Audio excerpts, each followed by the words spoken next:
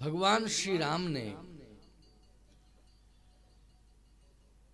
सबसे श्रेष्ठ चरित्र हनुमान जी का बता दिया कि हनुमान जैसा चरित्र किसका हो सकता है। हनुमान जैसा व्यक्तित्व किसी और दूसरे का राम जी कहते हैं मेरी दृष्टि में नहीं। तो भाई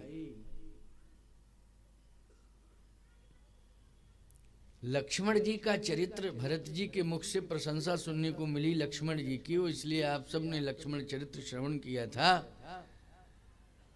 आज भगवान श्री के मुख से, प्रभु श्री राम के मुख से हनुमान जी के चरित्र पर एवं व्यक्तित्व पर अद्भुत संकेत प्रभु राम की वाणी से सुनने को मिला। लक्ष्मण जी तो बगल में खड़े हुए हैं, लेकिन भगवान कहते हैं ध्यान से सुनना मेरी बात को। सुन कपि जिय मानस जन ऊना, तै मम प्रिय लक्ष्मण तै दूना। मैं लक्ष्मण से प्रेम करता हूं, ये सब जानते हैं हनुमान, लेकिन इस बात को भी दुनिया सुन ले कि मैं लक्ष्मण से ज्यादा प्रेम हनुमान से करता हूं, इसलिए मैं मुखर होके बोल रहा हूं तै मम प्रिय लक्ष्मण तै दूना।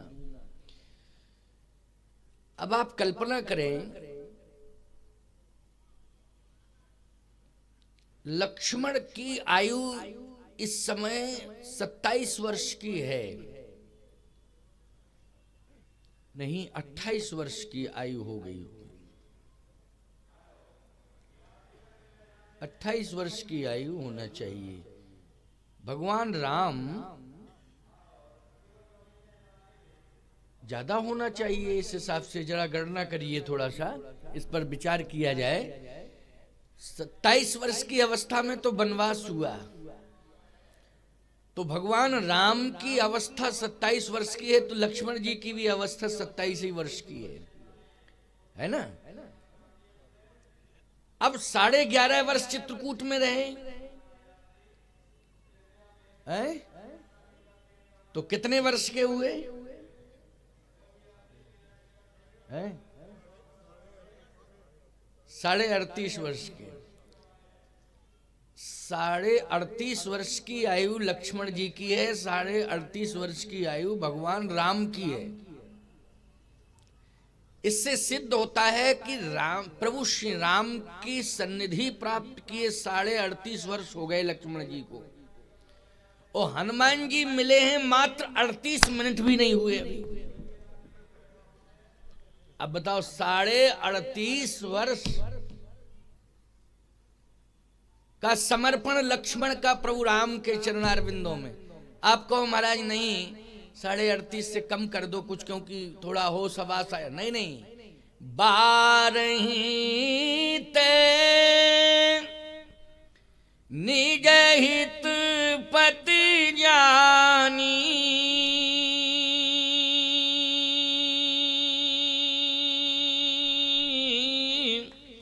ओ लक्ष्मण राम चरण रति मानी। लक्ष्मण राम चरण रति मानी। और 38.5 साल प्रभु श्री राम के चरणार बिंदों में जिन श्री लक्ष्मण जी महाराज ने प्रेम किया हो, और अभी भी प्रेम है, लेकिन 38 मिनट की मुलाकात में सुन कपि जिय मानस जन ऊना, ते मम प्रिय लक्ष्मण ते दूना। लक्ष्मण से दूना प्रेम में करता हूं तुमसे।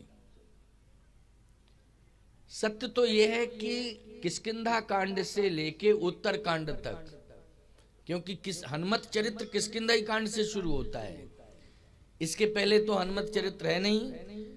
किस कांड में है, यदि हो तो बताओ। किष्किंधा कांड से प्रारंभ हुआ है।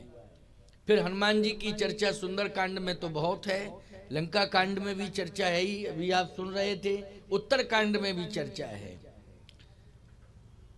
लेकिन इसके पहले चर्चा नहीं है। कहीं किसी कांड का किष्किंधा से आगे के जितने भी कांड हैं, उन सभी कांडों में चाहे भरत जी का चरित्र हो और चाहे लक्ष्मण जी का चरित्र हो, शत्रुघ्न का तो संकेतात्मक चरित्र है, समझ रहे हो कि नहीं? संकेत भर मिला है, मिला है कि नहीं मिला है? जाके सुमरन तेर पुनासा, नाम शत्रुघ्न वेद प्रकाश।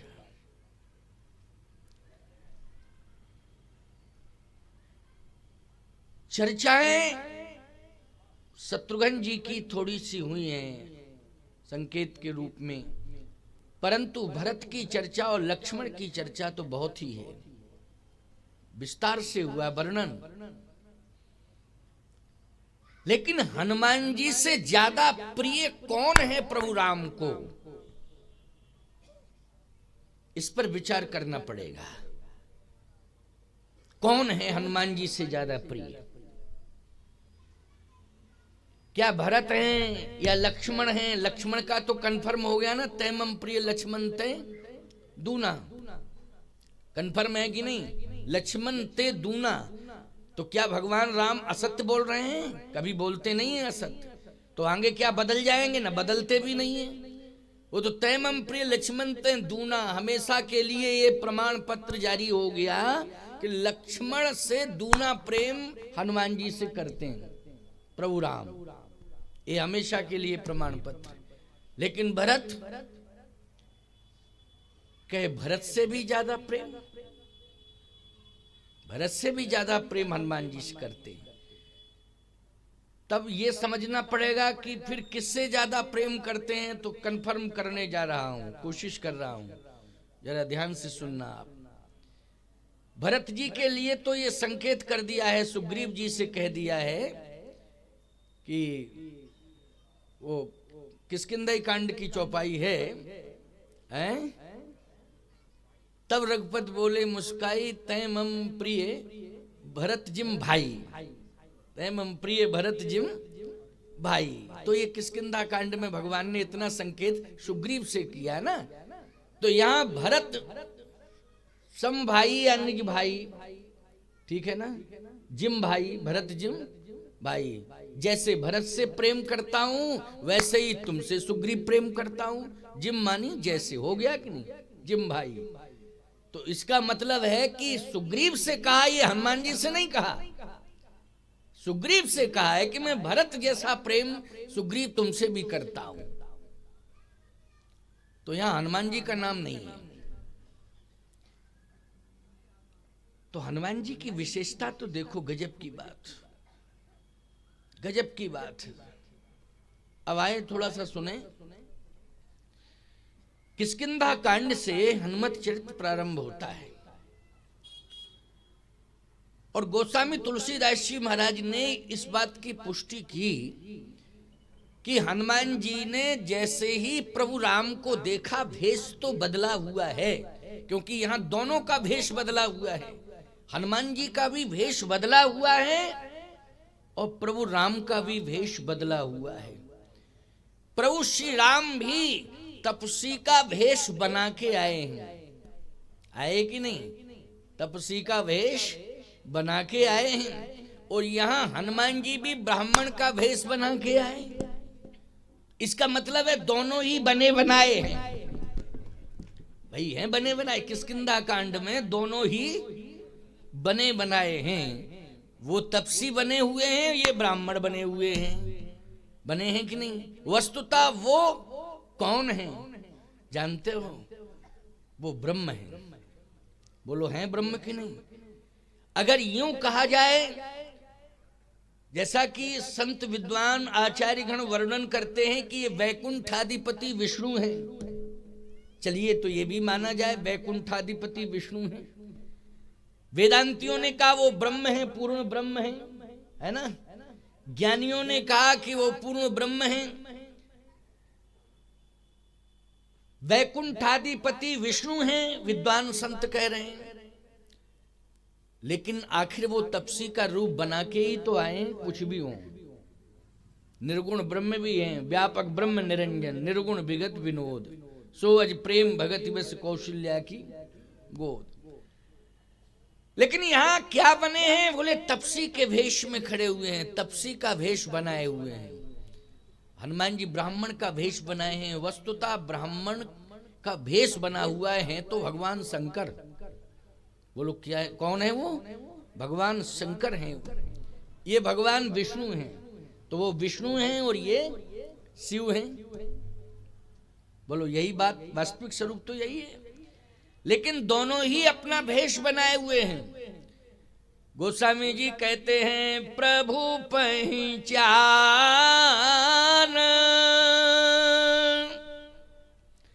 परऊ गही चरना,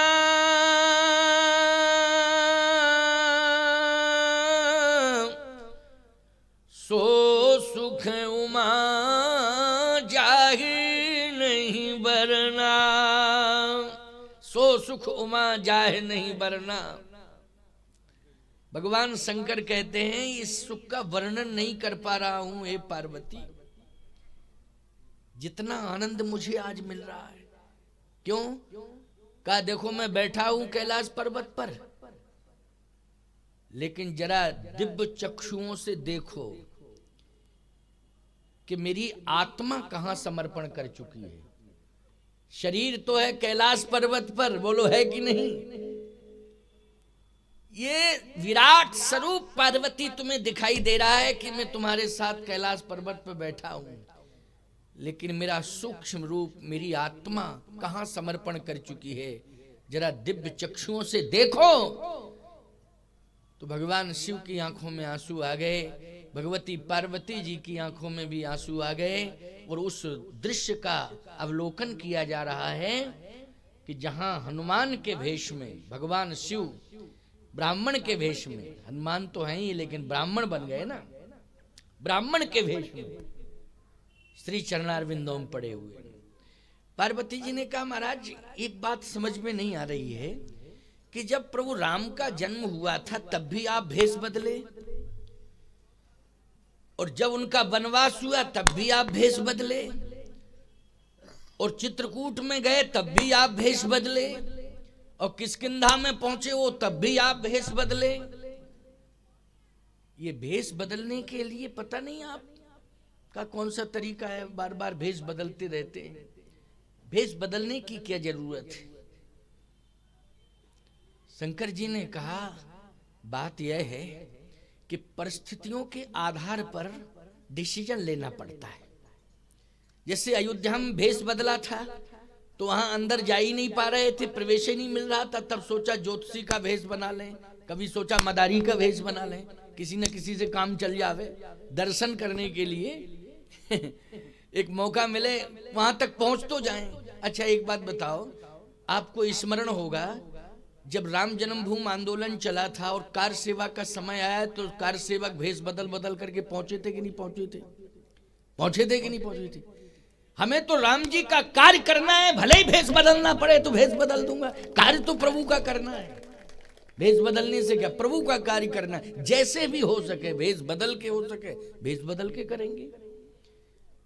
तो भगवान शंकर कहते हैं पार्वती जी मैं प्रभु का कार्य करने के लिए ही भेष बदला हूं, प्रभु का कार्य करने के लिए। बोलो यहाँ प्रभु कार्य करने के लिए ही तो भेष बदल के पहुंचे। माध्यम सुग्रीव बन गया यहाँ कि धरवट रूप देखते जाई, कैस जाए जी सहन बुझाई, वो माध्यम सुग्रीव बन गया। लेकिन मैं प्रभु कार्य के लिए ही गया हूं भेष बदल के। परंतु स्थिति तो यह है कि आप चरणों में पड़े हैं लेकिन वो उठा नहीं रहे। आप क्यों नहीं उठा रहे हैं? कारण क्या है? भगवान शंकर ने कहा कारण यही है कि हम भेष बदल के पड़े हुए हैं। पार्वती जी ने कहा तब तो और जल्दी उठा लेना चाहिए था, क्योंकि भेष आपका ब्राह्मण का है और ब्राह्मण का भेष पूज्य है जिस वंश में इनका जन्म हुआ है। तब तो और आकर्षण होना चाहिए था, तब तो और जल्दी उठाना चाहिए था। लेकिन अद्भुत बात तो यह है कि ब्राह्मण भेष में पड़े आप, वो आपकी तरफ देख ही नहीं रहे, देख ही नहीं रहे। शंकर जी को हंसी आ गई। पार्वती जी ने कहा आप हंस रहे हैं, अब बताइए ना। भगवान शंकर ने कहा बात यह है कि वो इसलिए नहीं उठा रहे हैं, ब्राह्मण का भेष तो पूज्य है, ब्राह्मण पूज्य है जिस वंश में मेरे प्रभु का अवतार हुआ है, लेकिन असली ब्राह्मण पूज्य है, नकली नहीं। बोलो है कि नहीं? असली ब्राह्मण पूज्य है, नकली नहीं। अच्छा बोलो भाई, यहां प्रमाण मिलता है बने आए। क्या प्रमाण मिलता है? कि बने आए। गोस्वामी जी लिख रहे हैं, धरवट रूप देखते जाई, कहि सुजाय जिसेन बुझाई। विप्ररूप धरि कपि तह गयऊ, माथुनाई पूछत यस भयऊ। ब्राह्मण का भेष धारण करके गए, कहे इसलिए नहीं उठा रहे हैं। तो कहे आप रूप बदलो, आप ये गड़बड़ रूप लग रहा है, उन्हें पसंद नहीं आ रहा है, तो आपको चेंज करना चाहिए। लक्ष्मण जी बोल पड़े कि प्रभु एक बात समझ में नहीं आ रही है कि ब्राह्मण पड़ा है और आप उठा नहीं रहे,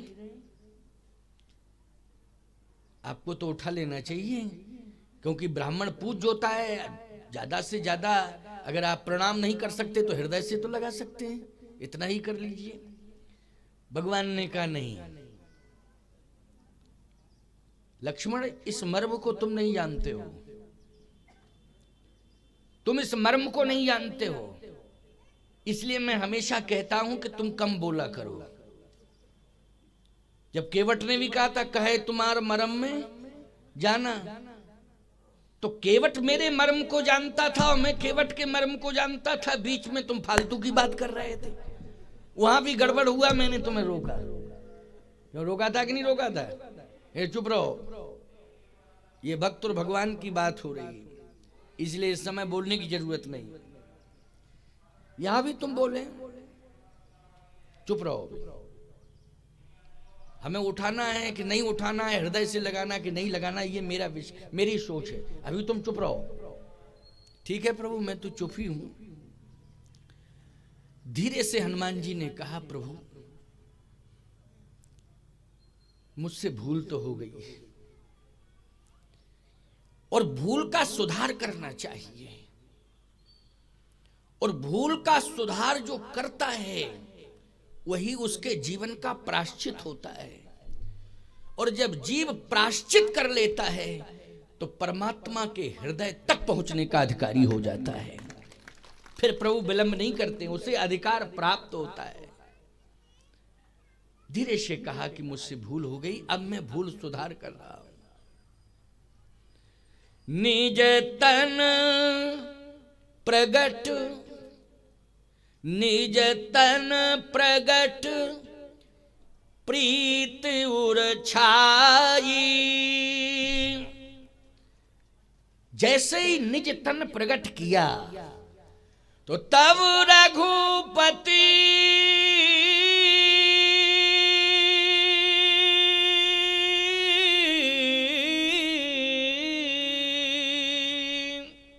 उठाए उरलावा, निज नैनन जल सींच जुड़ावा। उसी क्षण भगवान ने उठा के हृदय से लगा लिया, और जैसे हृदय से लगाया निज तन में लगाया हृदय से। निज तन मानी जो ओरिजिनल रूप था उसमें प्रकट हुए तो हृदय से लगा लिया।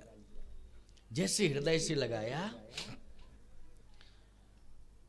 तो भगवान ने कहा क्या चाहते हो, मांग लो, जो मांगोगे वही मैं दूंगा, क्या चाहिए। हनुमान जी ने कहा कृपा चाहिए। क्या क्या चाहिए? कृपा। देखो एक शब्द बड़ा महत्वपूर्ण है, कृपा चाहिए। भगवान ने कहा अच्छा कृपा चाहिए। देखो भगवान मिल जाए तो दुनिया के लोग पता नहीं क्या क्या मांगने लगते हैं। पहले तो यही कहते हैं कि बहुत अच्छा बंगला चाहिए, फिर एक सुंदर लोकसभा चाहिए, फिर हम लोकसभा में सफल हो जाएं, हमें संसद भवन चाहिए, और फिर हम मंत्री बन जाएं, और फिर प्रधानमंत्री भी बन जाएं। अच्छा अच्छा अच्छा, ये सब चाहिए। हाँ, तो तुम्हें लोकसभा चाहिए, अगर हम तुम्हें परलोक सभा दे दें तो?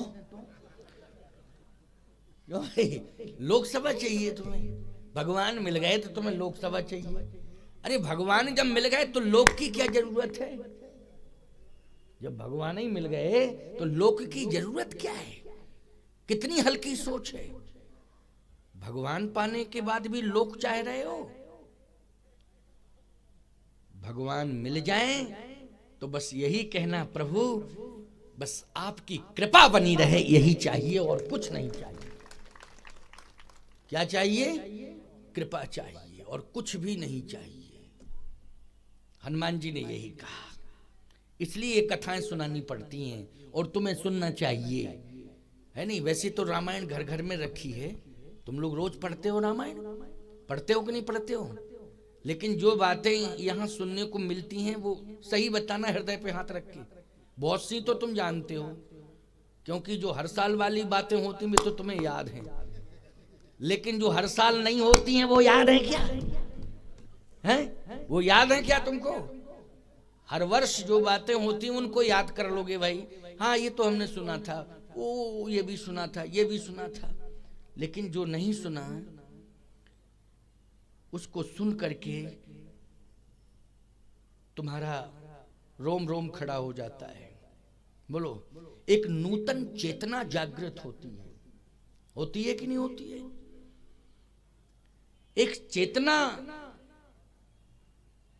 एक ऊर्जा, भक्ति का अभ्युदय होता है। ऐसा लगता है कि नहीं, जो बात आध्यात्मिक मंच से हो रही है उसका अक्षर सा पालन करना चाहिए, और वास्तव में हमें कृपा के अलावा कुछ भी नहीं चाहिए, ऐसा अनुभव हो जाता है। हो जाता है कि नहीं? वो बात अलग है कि तुम घर जाके परिवर्तन कर लो, ये गलती तुम्हारी है, लेकिन अभी तो निश्चित रूप से ऐसा संकल्प तुम ले लेते हो कि नहीं यही होना चाहिए। हनुमान जी ने कहा कृपा दे दो प्रभु। भगवान ने कहा कृपा हम देंगे तो उसको रखोगे कहां? कहे सरकार पात्र में रखूंगा। अच्छा, कोई चीज दी जाए आपको तो किस में रखते हो उसको? हाथ में लोते हो तो ये भी तो कर पात्र हैं, कर पात्र, ये भी कर पात्र हैं, क्यों है नहीं? हाथ क्या है? ये कर पात्र हो गए। और हाथ में अगर कोई पात्र है तो वो पात्र अब पता नहीं चांदी का है कि सोने का है कि काठ का है कि स्टील का है कि तांबे का है, पीतल किसका है? अब जिसका होगा वो बताया जाएगा इसका पात्र है। क्यों भाई? और एक और बात है, जब कहा जाता है जब कोई भी पात्र किसी के पास नहीं होता है तो वो दया का पात्र होता है। क्यों भाई? होता है कि नहीं? जब कोई भी पात्र नहीं है, हम कहते ये पात्र लाओ, महाराज नहीं है, तो ये लाओ, नहीं है, तो फिर वो दया का पात्र है। क्यों भाई? है कि नहीं? उस दया का पात्र का मतलब ये है कि तुम ही कृपा करके उसको पात्र दे दो। क्यों भाई? दया का पात्र मानिए उसके पास कुछ नहीं है तो जो अभाव है उसको तुम दे दो, क्योंकि वो दया का पात्र है। अर्थ निकल के आ गया कि नहीं आ गया? हनुमान जी ने कहा कि कृपा चाहिए, भगवान ने कहा कृपा दूंगा, लेकिन पात्र कहां है? तो हनुमान जी की आंखों में आंसू आ गए। कहा प्रभु पात्र तो नहीं है, लेकिन आप कृपा पात्र बना लीजिए मुझे। क्या बना लीजिए? कृपा पात्र। अब लक्ष्मण जी सुन रहे थे। लक्ष्मण जी बोले 38.5 साल में हम कृपा पात्र नहीं बन पाए हैं? आधिकारिक तौर पर वैसे तो बन गए, क्योंकि साथ में ले आए तो कृपा हो गई कृपा की नहीं हो गई, साथ में ले आए हैं? लेकिन बने क्या हैं अभी तक? शिशुपन जन्म से लेकर के अभी तक की 38.5 वर्ष की अवस्था में क्या बन पाए? तो तुलसीदास जी से पूछा कि इनको प्रमाण पत्र क्या मिला प्रभु राम के द्वारा, ये बताइए। तुलसीदास जी बोले लालन जोग लखन लघु लोने भय न भाय अस आइन होने। क्यों भाई यही बन पाए 38.5 वर्ष में कि नहीं? भय न भाय अस आइन होने। लक्ष्मण तुम्हारे जैसा भाई न था, न है, न आगे होगा। यही अर्थ हुआ, इतना ही अर्थ हुआ कि नहीं? लेकिन लघु लोने, यह है स्नेह, प्यार, दुलार, क्यों है कि नहीं? मनी स्नेह भगवान ने निछावर किया किसके ऊपर? लक्ष्मण के ऊपर प्रेम निछावर किया, भ्रात प्रेम निछावर कर दिया। 3 काल में, मानी तीनों कालों में ऐसा प्रेम किसी को नहीं दिया जैसा प्रेम लक्ष्मण को दिया। और मैं कह रहा हूं भरत से प्रेम तो किया है भगवान ने, लेकिन स्वधाम गमन जाने के बाद भरत का चरित्र ग्रंथों में वर्णित है, लेकिन ग्रंथों में पढ़ते जब हमें तो याद आता है कि कितना प्रेम करते हैं राम जी भरत से, कितना प्रेम करते हैं, अपरिमित प्रेम करते हैं, इतना प्रेम करते हैं कि एक प्रेम सिंधु ही बन गया है। वो प्रेम सिंधु में कितनी गहराई है इसका कोई मापदंड नहीं है। लेकिन मैं कहता हूं लक्ष्मण से कितना प्रेम करते हैं, कितना प्रेम करते हैं कि सृष्टि में जब जब भी मंदिरों के निर्माण होते रहेंगे तो राम के बगल में लक्ष्मण को अवश्य ही प्रतिष्ठित किया जाएगा। ऐसा कोई मंदिर नहीं होगा जिसमें श्री राम के बगल में लक्ष्मण जी को प्रतिष्ठित न किया जाए। बोलो ये प्रेम नहीं है तो क्या है? क्या है ये? प्रेम नहीं तो क्या है? ऐसे बहुत मंदिर हैं जिनमें भरत जी नहीं है। राम दरबार का जब प्राण प्रतिष्ठा होता है राम दरबार का, तो हनुमान जी वो आ जाते, भरत जी भी आ जाते हैं, शत्रुघ्न जी भी आ जाते हैं, पूरा दरबार जब होता है। लेकिन केवल श्री राम मंदिर का जब निर्माण होता है तो उसमें 3 ही विग्रह होते हैं। हनुमान जी तो सामने होते हैं दर्शन की मुद्रा में, लेकिन 3 स्वरूप होते हैं, राम, लक्ष्मण और जानकी। बोलो ये प्रेम नहीं है तो क्या है? ये प्रेम ही तो है। लेकिन प्यारे आज लक्ष्मण जी को एहसास हो रहा है, क्योंकि खड़े हैं। 38.5 वर्ष की अवस्था बोध अवस्था होती है। बोलो भाई, है? सब कुछ जानते हैं ना, सुन रहे हैं। हनुमान जी कहते हैं कि कृपा कर दीजिए, कृपा पात्र बना लीजिए। प्रेम दिया है लक्ष्मण को, लेकिन मंत्र दिया है हनुमान जी को। मंत्र किसको दिया है? हनुमान जी को। वो प्रेम किसको दिया है? लक्ष्मण को। कहा आप कृपा पात्र बना लीजिए। हम महात्मा लोग जब किसी को कृपा पात्र बनाते हैं तो देते क्या हैं? मंत्र ही तो देते हैं। आप कृपा पात्र बना लीजिए। भगवान ने कहा अवश्य। लक्ष्मण जी ने कहा 1 मिनट, 1 मिनट सरकार हमारी बात सुनी जाए। भगवान ने कहा अच्छा अच्छा 1 मिनट नहीं, हम 5 मिनट का मौका दे रहे हैं, क्या चाहते हो? लक्ष्मण जी ने कहा मैं ये निवेदन कर रहा हूं कि आप मंत्र तो दें, लेकिन कंफर्म ये हो जाए कि आप विरक्त मंत्र देने जा रहे हैं कि गृहस्थ मंत्र। हनुमान जी ने कहा ये तो लेने वाले के ऊपर डिपेंड करता है कि कौन सा मंत्र चाहिए। तो लक्ष्मण जी ने कहा पहले ये क्लियर करो कि कौन सा मंत्र चाहिए, गृहस्थ मंत्र के विरक्त। हनुमान जी बोले गृहस्थ मंत्र काहे को लेंगे हम तो आजन्म ब्रह्मचर्य व्रत का संकल्प ले चुके हैं, तो हमें गृहस्थ मंत्र की जरूरत नहीं, हम तो विरक्त मंत्र लेंगे। लक्ष्मण जी ने कहा तो विरक्त मंत्र इस स्थान पर नहीं दिया जाएगा। हनुमान जी ने कहा विरक्त मंत्र के लिए कहां जाना पड़ेगा? लक्ष्मण जी बोले या तो चित्रकूट चलो या फिर अयोध्या, और बैक हम होंगे नहीं, न भैया होंगे। हाँ 14 साल बाद, थोड़ा इंतजार कर लो, है अभी 2-2.5 वर्ष का समय बचा है, 14 साल बाद लौटना ही लौटना है, तो 2-2.5 वर्ष का इंतजार करो। तो चित्रकूट पहले मिलेगा, बाद में अयोध्या, बीच में प्रयागराज, तो चाहे चित्रकूट में, चाहे प्रयाग में, चाहे अयोध्या में, क्योंकि विरक्त मंत्र तीर्थ में ही लिया जाता है। कहां लिया जाता है? तीर्थ में या किसी मठ मंदिर में। तो किष्किंधा कोई तीर्थ नहीं है, ये किष्किंधा पंपापुर एक बाली राजा है यहाँ का। क्यों भाई, ये कोई तीर्थ है? हनुमान जी ने कहा तब तो हम इतना इंतजार कर ही नहीं पाएंगे, इतना इंतजार नहीं कर सकते हैं। 2-2.5 मिनट में अगर व्यवस्था बन जाती तो ठीक था। 2-2.5 दिन की बात भी नहीं, हम 2-2.5 मिनट तक तो सोच सकते थे। चलो कोई बात नहीं है लक्ष्मण जी, 2-2.5 घंटे में भी अगर व्यवस्था दे दो तो। लक्ष्मण जी बोले हम क्यों दें व्यवस्था, व्यवस्था तो अपने आप मिलेगी, ऐसा नहीं होता है, प्रोग्राम कैंसिल। हनुमान जी ने कहा तो ठीक है, प्रणाम किया भगवान को, कहे सरकार दंडवत हम जा रहे हैं। भगवान बोलो अरे लक्ष्मण तुम क्या बोल गए हो? हम तो कुछ नहीं बोले, हम तो ठीक ठाक ही बोले हैं। अरे कुछ ऐसा बोल गए हो, देखो हनुमान जी को पता नहीं कैसा लगा और चलने लगे। नहीं नहीं नहीं, रुको रुको रुको, तुम्हारे बिना मैं रह नहीं सकता हूं, तुम मुझे छोड़ के मत जाओ।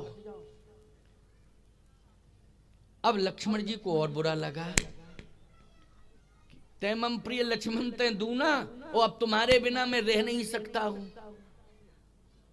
हनुमान मैं लक्ष्मण के बिना रह सकता हूं, मैं सीता के बिना रह सकता हूं, मैं अयोध्या के बिना भी रह सकता हूं, लेकिन हनुमान तुम्हारे बिना नहीं रह सकता हूं।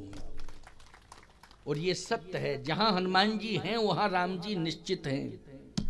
बोलो हैं कि नहीं? जहां हनुमान जी वहां राम जी हैं।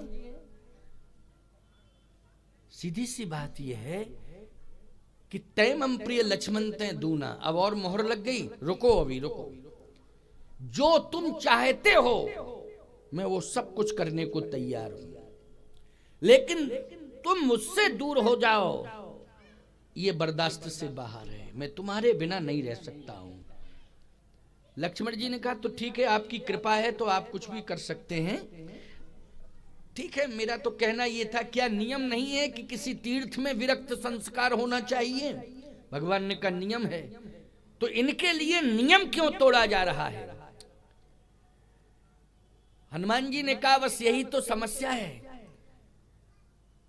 जो मुझे दिखाई दे रहा है प्रभु वो इनको दिखाई नहीं दे रहा है, और जो इन्हें दिखाई दे रहा है लक्ष्मण कुमार जी को, छोटे ठाकुर लक्ष्मण कुमार को, वो मुझे दिखाई नहीं दे रहा है।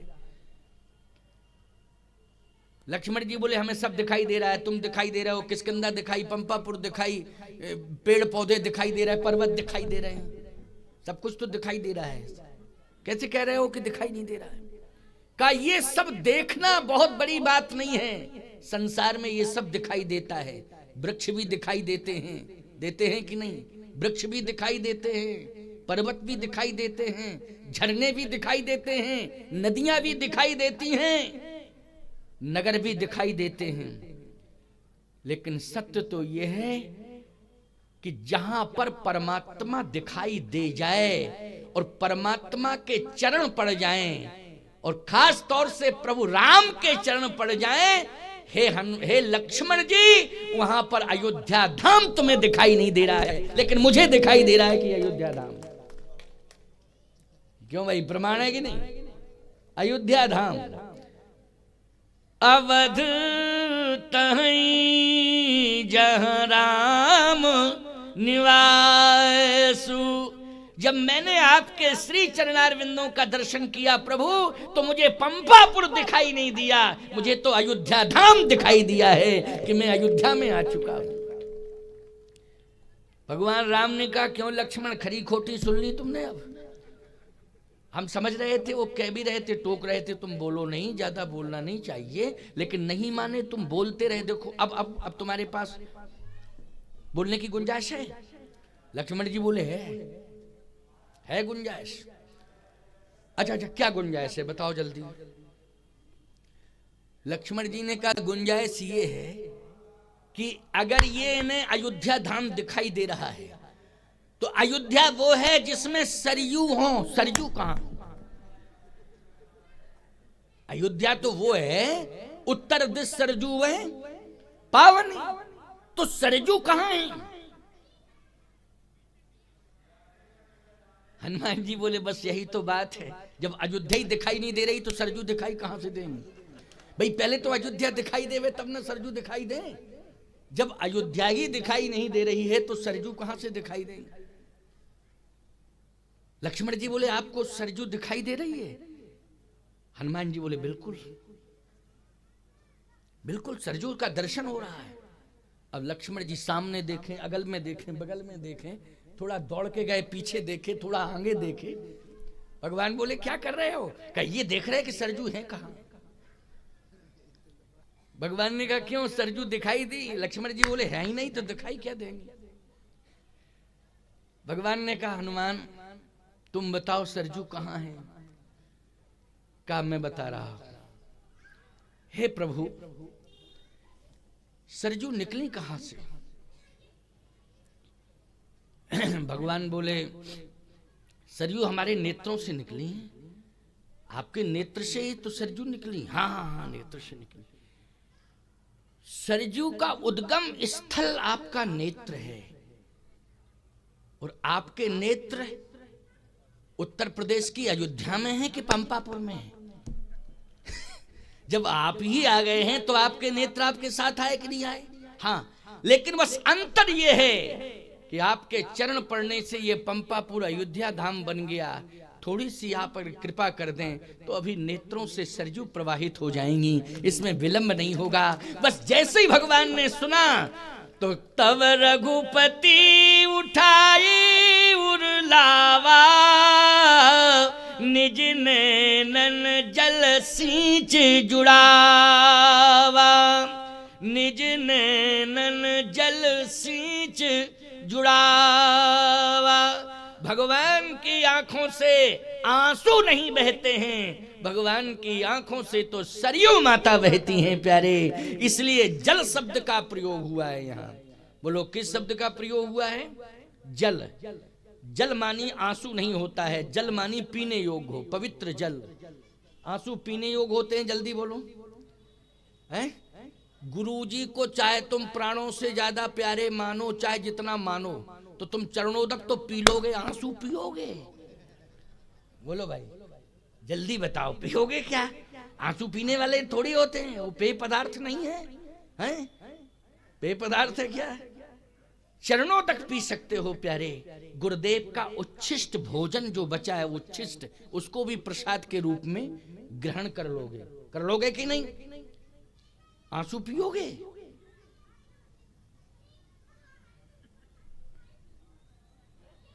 आंसू नहीं निकले। और याद रखना, मंत्र लेने के पहले तीर्थ में, जिस तीर्थ में विरक्त संस्कार होता है, सबसे पहले नियम यह है कि उस तीर्थ में जो पुनीत नदी हो या पवित्र सरोवर हो, उसमें स्नान करना पड़ता है। यह नियम है। तो अभी मंत्र नहीं मिला, लेकिन भगवान ने कृपा कर दी तो सरयू जल से अभिसिंचित कर दिया। निज नैनन जल सींच जुड़ावा। जल सींच, सींचना है नहीं? जब पूजन में बैठते हो तो जल से अभिसिंचन कराया जाता है कि नहीं? स्नान होता है। वो क्या होता है कि पूजन में बैठे एक बाल्टी ऊपर से डलवाते हो, कि 10-20 घड़े हैं, कोई पूजन में बैठेगा? फिर अगर इस तरह से कहीं परंपरा हो जाए कि जैसे ही बैठो, कोई भी महीना हो, पहले पूजा स्थल पर ही। अरे भाई, स्नान की परंपरा है, आप स्नान करके आएंगे, भले ही शीतल जल में स्नान करें, लेकिन अपनी सुविधा से आप शीतल जल में भी स्नान करेंगे कि नहीं? पहले देखेंगे जनवरी का महीना, वो गंगा जी में स्नान करना, तो पहले ऐसे करोगे गंगा जी को, और फिर ऐसे देखोगे, वाह कितना आनंद आ रहा है, माँ की कितनी मतलब हिम्मत जुटा रहा है स्नान के लिए, हिम्मत जुटा रहा है ये सब ऐसे देख दाख के। क्यों भाई जुटा रहे? एकदम थोड़ी कि सीधे गंगा जी में जनवरी के महीने में किसकी हिम्मत पड़ेगी भाई? फिर रज उठाओगे, फिर माथे में लगाओगे, आहा वाह माँ बड़ी कृपा की आपने, ऐसे करोगे, और फिर धीरे धीरे जाओगे, और फिर कहोगे हर हर गंगे, हर हर गंगे, हर हर गंगे, और तुरंत निकल के आ जाओगे। क्यों भाई करोगे कि नहीं? तुरंत स्नान करके बाहर निकलोगे। ये तरीका है, गंगा जी में तो स्नान करना है, लेकिन हिम्मत तो बनाओ पहले स्नान की, कि स्नान कैसे करना है। तो अभिसिंचन, जल से अभिसिंचन होता है, इसलिए यहां तब रघुपति उठाए और लावा, निज नैनन जल सींच जुड़ावा।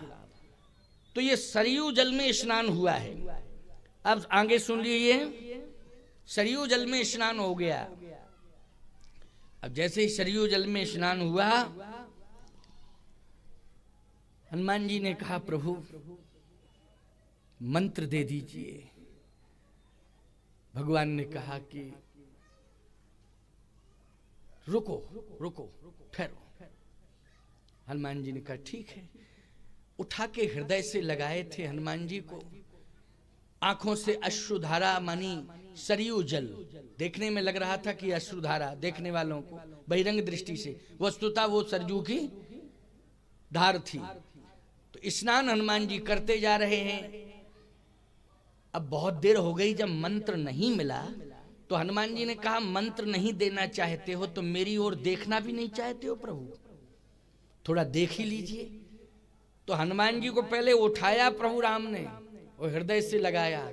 तो जब उठा के हृदय से हनुमान जी को लगाया तो हनुमान जी की गर्दन, यही कहा जाएगा गर्दन, भगवान के कंधे पर आई होगी कि नहीं? कहाँ आई होगी हनुमान जी की गर्दन? प्रभु के कंधे पर। यही तो मुद्रा होती है, किसी को उठाएंगे आप हृदय से लगाएंगे तो जिसको उठाया है उसकी गर्दन कंधे पर आएगी। जैसे ही कहा हनुमान जी ने अगर मंत्र नहीं देना चाहते आप तो थोड़ा सा मेरी ओर कृपा दृष्टि कर दीजिए, देख ही लीजिए। भगवान ने जैसे ही मुड़ के देखा तो भगवान का मुखारविंद हनुमान जी के कान से लग गया। कहे अब तो फूंक ही दीजिए मंत्र, अब मंत्र फूंक दीजिए। अब दिक्कत क्या है, जब आपका मुख कान तक आ ही गया है, अब विलंब करने की आवश्यकता नहीं है। देखो इसको कहते हैं कृपा। और हनुमान जी चाहते क्या थे कि मुझे कुछ नहीं चाहिए, क्या चाहिए? आपकी कृपा। और कृपा लेने का भी तरीका होता है प्यारे, बोलो होता है कि नहीं? जैसे आप आए और आपने अपना मत्था रख दिया मेरे चरण में, अब हम बैठे, अब आप कह रहे आशीर्वाद दोगे कि नहीं दोगे, बताएं आप। आधा घंटा तो हो ही गया और आपका हाथ भी मेरे मस्तक पे नहीं आ रहा है। ये तरीका है कि आशीर्वाद लेने का? जल्दी बोलो, ये आशीर्वाद लेने का तरीका है? आप देखेंगे आंसू आएंगे आपके, फिर आप सिर रख देंगे। क्यों भाई? फिर देखेंगे, फिर आंसू आएंगे, फिर आप सिर रख देंगे। और जब आंसुओं से चरण गीले हो जाएंगे तो अंदर से ये प्रेरणा प्राप्त होगी कि अब तो आशीर्वाद दे ही दीजिए, क्योंकि आशीर्वाद का ये अधिकारी है, अधिकारी है ये। आशीर्वाद लेने का तरीका होता है, कृपा प्राप्त करने का तरीका होता है। बोलो होता है तरीका कि नहीं? तुम देवी जी की कृपा प्राप्त करने जाती हो मंदिर में, कह रही है, नारियल फोड़ती हो, डकुलिया कहाँ डाल के आती हो? देवी जी के मंदिर में वो अंदर का गोला नारियल का, वो कृपा मिल जाएगी। डकुलियों में मिलेगी कृपा? क्यों भाई? अरे सीधा नारियल चढ़ा दो, तोड़ने फोड़ने की जरूरत ही नहीं। क्यों भाई? सीधा नारियल चढ़ा दो। लेकिन लालच ये है कि प्रसाद घर में लाया जाए, तो प्रसाद के लिए कलाकंद ले जाया करो, मोतीकंद। नारियल अलग से और मिष्ठान अलग से। तो भाई देवी जी को नारियल दे आओ और मिष्ठान अपने घर में ले आओ। लेकिन डबल रुपया कैसे खर्च किया जाए कि नारियल में भी पैसा लगे और मिष्ठान में भी पैसा लगे? कृपा तो चाहिए ही। तो यही हो कि डकुलियां लो देवी जी आप, और माल माल हम ले जा रहे हैं। खैर कोई बात नहीं, अन्यथा मत लो। कामतानाथ जी के यहाँ तो नारियल तोड़ा जाता है, तो वहाँ प्रसाद जो है कुछ पुजारी लोग रख लेते हैं, ले लेते हैं। उसमें इतराज मत किया करो। हाँ। अच्छा, एक आपको और बात बताया, अनुभव की बात बता रहा हूँ मैं आपको। क्योंकि कभी कभी मंदिर में जब हम जाते हैं बीच बीच में, जैसे सुबह तो जाते ही हैं, फिर इसके बाद बीच बीच में कभी कभी चले जाते हैं, तो वो पुजारी लोग बैठे रहते हैं नारियल तोड़ने वाले। अच्छा, तो जो चढ़ाने वाला होता है वो ऐसे देखता है नारियल टूट रहा है, और जैसे नारियल टूटा अगर अच्छा निकला तो पुजारी थोड़ा सा चढ़ा के रखता है, तो चढ़ाने वाला कहता है देखो पुजारी जी हमें घर भी ले जाना है, थोड़ा ध्यान रखना। तो वो कहता है हाँ हाँ कोई बात नहीं ले जाओ। और जैसे ही नारियल टूटा और खराब निकला तो वो चढ़ाने वाला कहता है नहीं रखिए आप, रखिए रखिए रखिए आप। देखा है बाहरे इंसान, अरे अच्छा हो चाहे खराब हो घर ले जाओ जब ले जाना है। देखा उसकी भावना, मैंने ये सामने देखा है, मैंने स्वयं खड़े होके देखा। मैंने कहा वारी मानसिकता, इतनी दूर से आए कहां से हो, आए कहां से हो? इंदौर से आए महाराज। अरे भले आदमी, तुम 800 किलोमीटर चले आए चित्रकूट कामतानाथ का दर्शन करने के लिए हैं? सावधान, भगवान के श्री चरणों का एक पुष्प मिल जाए और प्रसाद के रूप में तुलसी दल मिल जाए, इससे बड़ा प्रसाद और कुछ हो नहीं सकता है। बोलो, इससे बड़ा प्रसाद हो सकता है कुछ? लेकिन ये भाव की बात है और भावना की बात है। जैसे ही हनुमान जी महाराज ने कहा कृपा करके आप मंत्र दीजिए, तो रामचरितमानस पढ़ो। ये दोहा, छंद, चौपाई, सोरठा, ये मंत्र नहीं है, महामंत्र है ये। बोलो है कि नहीं? तो किस दोहे में हनुमान जी को मंत्र मिला? कौन सा दोहा, कौन सी चौपाई, कौन सा छंद, कौन सा सोरठा है जिसमें मंत्र मिला है?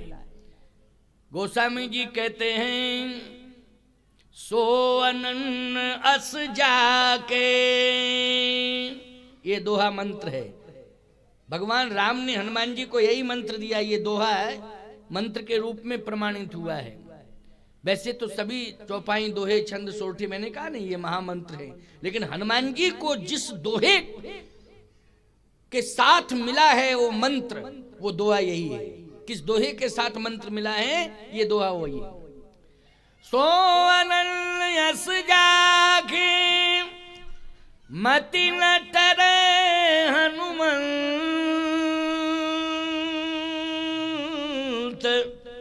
मैं सेवक सचराचर रूप स्वामी भगवंत। ये मंत्र है।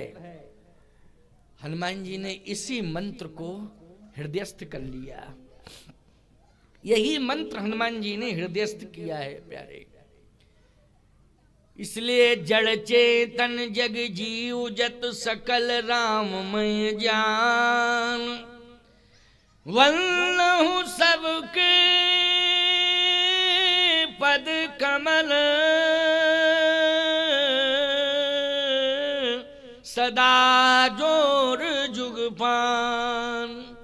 सिय राम में सब जग जानी, करहु प्रणाम जोर जुग पानी। याद रखना ये मंत्र है। आज हनुमान जी इस जगत में रह रहे हैं, जगत को कभी स्वीकार नहीं करते, लेकिन ये जगत मंत्र मिला है कि जगत को मेरा मंदिर समझना, जगत को मेरा मंदिर समझना, और जगत में जितने भी प्राणी रह रहे हैं उनमें मेरा रूप का दर्शन करना, बस यही मंत्र है। तो भैया जब जगत में तुम रह रहे हो और भगवान कहते हैं जगत में जो भी रह रहा है उसमें मेरे रूप का दर्शन करना, तो ऐसा काम करो कि लोग तुम्हें महान कहें। जब महान कार्य करोगे तभी न लोग कहेंगे कि महान व्यक्ति है। क्यों भाई? अच्छा काम करो, लोग ये कहें कि ये राम के देश का रहने वाला राम का अनुयायी है, और राम का अनुयायी जो राम के चरित्र का अनुसरण करता है वही राम का अनुयायी है। बोलो है कि नहीं? अरे छोड़ो जी, इस देश के अंदर अगर मुसलमान भी पैदा हुआ है तो उसने भी कहा है वा लकुटी और कामरिया पर राज तिहू पुर को तज डारो। इस देश के मुसलमान ने भी कहा है चित्रकूट में रम रहे रहीमन अवध नरेश, जा पर विपदा पड़त है सो आवत यही देश। इस देश के मुसलमान ने कहा है रहीमन बात अगम की कहन सुनन की नाही, जे जानत ते कहत नहीं कहत ते जानत नाही। रहीमन बात अगम की, रहीम बोलो कहा रहीम ने कि नहीं कहा? अब बोलो भाई ये भाषा किसकी है? एक मुसलमान की भाषा है, ये तो प्रभु प्रेरणा से भाषा निकल रही है। बोलो निकल रही है कि नहीं निकल रही है? इसका मतलब है कि जो इस प्रकार की भाषा बोल रहा वा लखटी और कामरिया पर राज तिहू पुर को तजदारों, मानस हो तो वहीं रस खान। बोलो भाई, तो ये भाषा जो बोली जा रही है ये प्रभु प्रेरणा से बोली जा रही है कि नहीं? तो बोलो इसके अंदर कौन बैठा है? ये देखने में इंसान लग रहा है लेकिन हृदय के अंदर भगवान बैठा हुआ है, तभी तो इस प्रकार की भाषा बोली जा रही है। इसलिए भाषा अच्छी बोलो, तुम चाहे हिंदू हो, चाहे मुसलमान हो, चाहे सिख हो, चाहे ईसाई हो, कोई भी हो, भाषा अच्छी बोलना चाहिए। क्योंकि ये भाषा, इसको इंसान नहीं कहा जा सकता है, भाषा को ब्रह्म कहा जाता है। क्या? शब्द ब्रह्म। तो शब्द जब ब्रह्म होता है तो कोई भी निकाले, चाहे हिंदू, मुसलमान, सिख, ईसाई, बौद्ध, जैन, कोई भी निकाले भाषा को, अगर भाषा सुंदर निकल रही है तो वो शब्द ब्रह्म का शब्द है। इसलिए उसे हम इंसान नहीं, उसे तो हम भगवान के रूप में स्वीकार करेंगे। जिसकी भाषा शिष्ट है वही विशिष्ट है, जिसकी भाषा शिष्ट है वही समाज में विशिष्ट है। चाहे वो हिंदू हो, चाहे मुसलमान हो, चाहे सिख हो, चाहे ईसाई हो, चाहे बौद्ध हो, चाहे जैन हो, जिसकी भाषा शिष्ट है वही विशिष्ट है हमारे लिए। इसलिए जड़ चेतन जग जीव जत सकल राम में जान, बंदों सबके पद कमल सदा जोर जुग पान। आप कहोगे महाराज लेकिन ये निभ कैसे पाएगा? क्योंकि यहां तो 1 अरब से भी ज्यादा संख्या हो गई है, और भाषा किस किस की सुधारोगे आप? हाँ, हिंदू, मुस्लिम, सिख, ईसाई, बौद्ध, जैनों में हैं बहुत सारे लोग जो अच्छी भाषा बोलते हैं, लेकिन सब नहीं बोलते। और आप कैसे चैलेंज कर सकते हैं?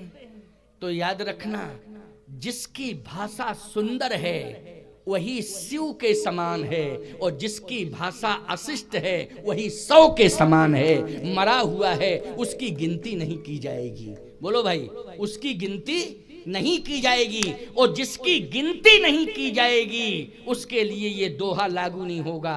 कौन सा दोहा? कि जड़ चेतन जग जीव जस सकल राम में जान, बंदों सबके पद कमल सदा जोर जुग पान। हम वृक्षों को प्रणाम कर सकते हैं क्योंकि वो देखने में जड़ लग रहे हैं लेकिन हैं चैतन्य। घटते बढ़ते हैं कि नहीं बढ़ते? बोलो भैया, वृक्ष जो है? आप नहीं कहते हो? महाराज जी हम 2 महीने पहले आए थे तब ये पौधा इतना सा था, अब इतना बड़ा हो गया। घटता बढ़ता है कि नहीं?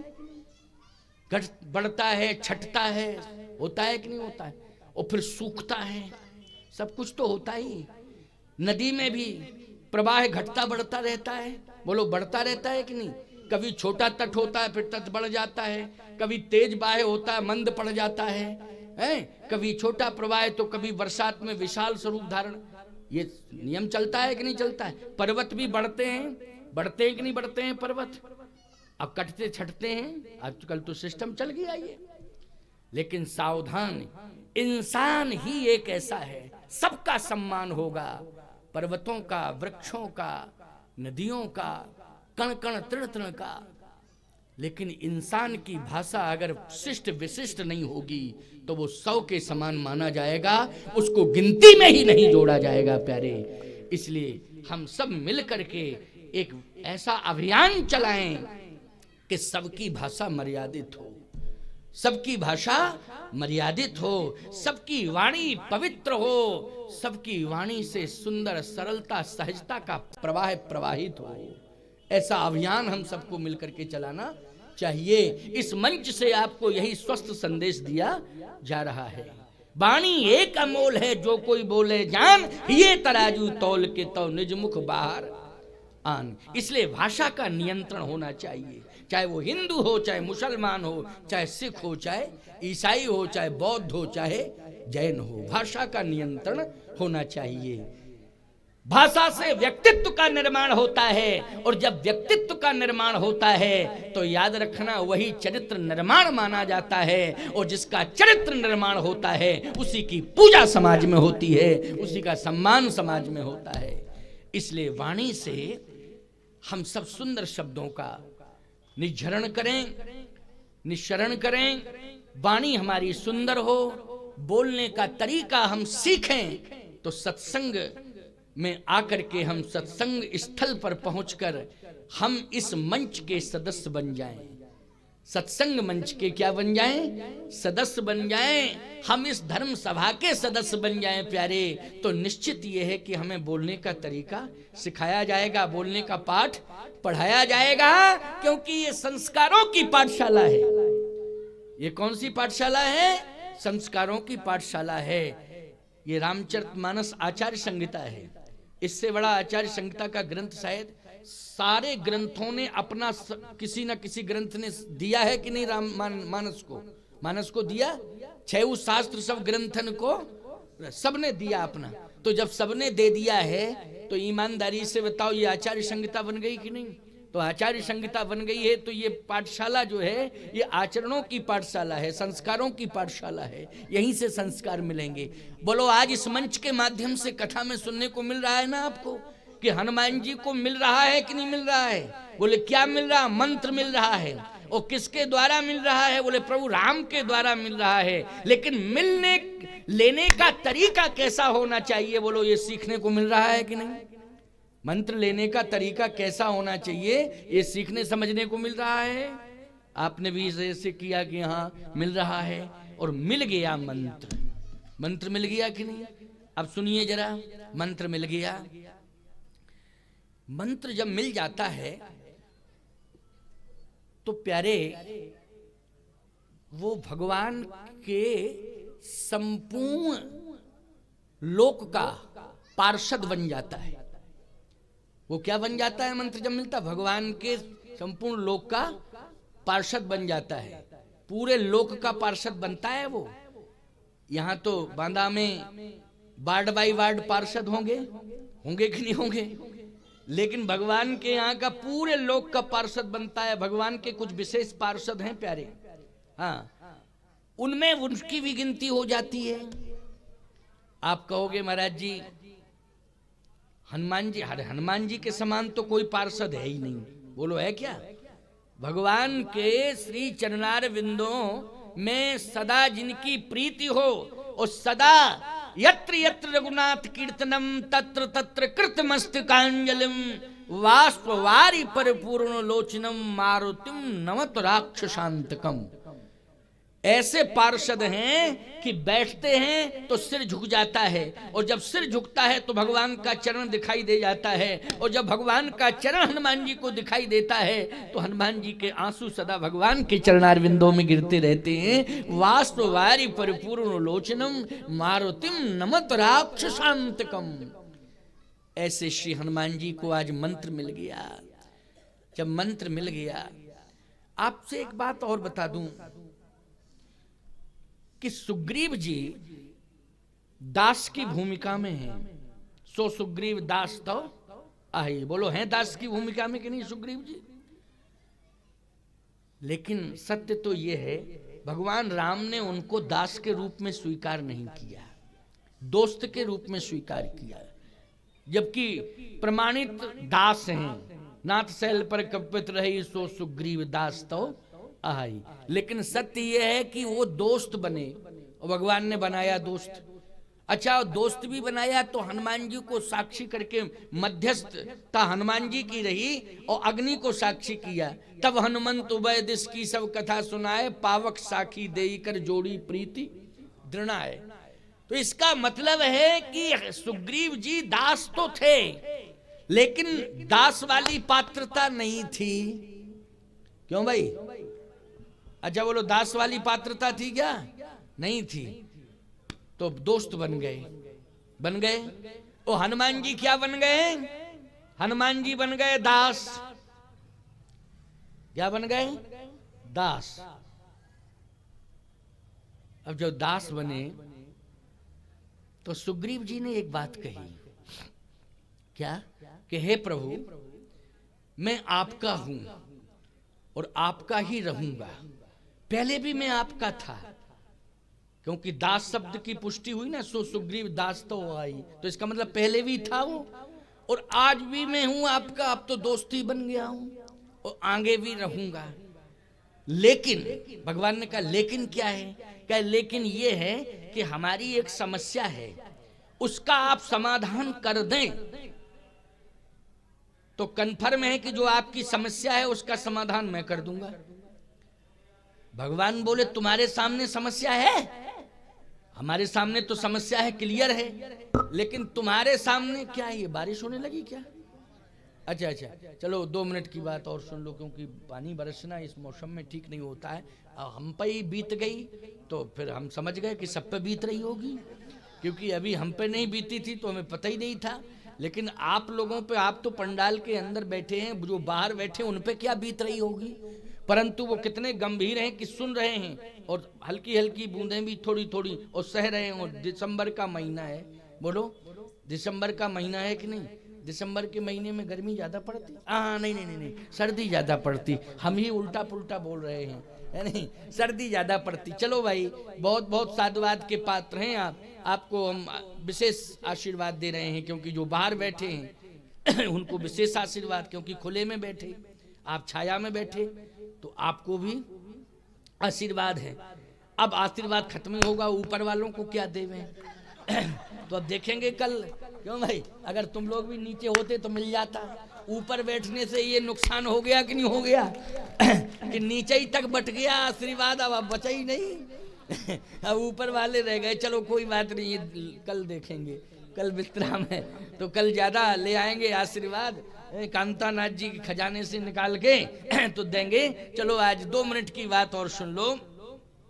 सुग्रीव ने कहा कि समस्याएं हैं, उन समस्याओं का समाधान आप कर दें। भगवान बोले तुम्हारे पास क्या समस्या, तुम तो जंगल में रहते हो। कहे सरकार जंगल में ज्यादा समस्या है। जंगल में क्या समस्या है? बोले आतंकवादी जंगल ही में रहते रहते हैं कि नहीं? कहे क्या मतलब? बोले आतंक हमारे साथ। क्या आतंक हुआ? कहे आक्रमण, प्राण घातक हमला। तो भगवान ने कहा आतंकवादी कौन है? कहे यहाँ का राजा। देखो भाई है वो, है ना भाई? सुग्रीव क्या कह रहा है? उसने मेरे ऊपर आक्रमण किया, प्राण घातक हमला किया, इसलिए मेरी दृष्टि में वो मेरा शत्रु है। क्या है? शत्रु, आतंकवादी। हमला कैसा किया?